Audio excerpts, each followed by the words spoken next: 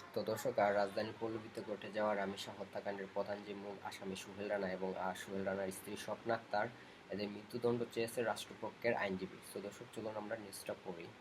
তো রাজধানীর মিরপুরের পল্লবীতে শিশু রামিসার ধর্ষণের পর গলা কেটে হত্যার ঘটনায় করা মামলায় প্রধান আসামি সোহেল রানা ও তার স্ত্রী স্বপ্না আক্তারের মৃত্যুদণ্ড চেয়েছেন রাষ্ট্রপক্ষের আইনজীবী। বৃহস্পতিবার ৪ জুন ঢাকার আদালতে যুক্তিতর্ক উপস্থাপনকালে রাষ্ট্রপক্ষের বিশেষ পাবলিক প্রসিকিউটর আজিজুর রহমান দুদুল বলেন, সাক্ষীদের জবানবন্দি, জব্দকৃত আলামত এবং তদন্তে পাওয়া তথ্য প্রমাণের ভিত্তিতে আসামিদের বিরুদ্ধে আনা অভিযোগ সন্দেহ ব্যতীতভাবে প্রমাণিত হয়েছে। তাই ন্যায় বিচারের স্বার্থে তাদের মৃত্যুদণ্ড দেওয়া উচিত বলে তিনি আদালতের কাছে দাবি জানান। শুনানিতে রাষ্ট্রপক্ষ আসামি সোহেল রানার ফৌজদারি কার্যবিধি ১৬৪ ধারায় দেওয়া স্বীকারোক্তিমূলক জবানবন্দির বিষয়ও আদালতে তুলে ধরে। ওই জবানবন্দিতে সোহেল রানা অপরাধে জড়িত থাকার কথা স্বীকার করেন বলে আদালত সূত্রে জানা যায়।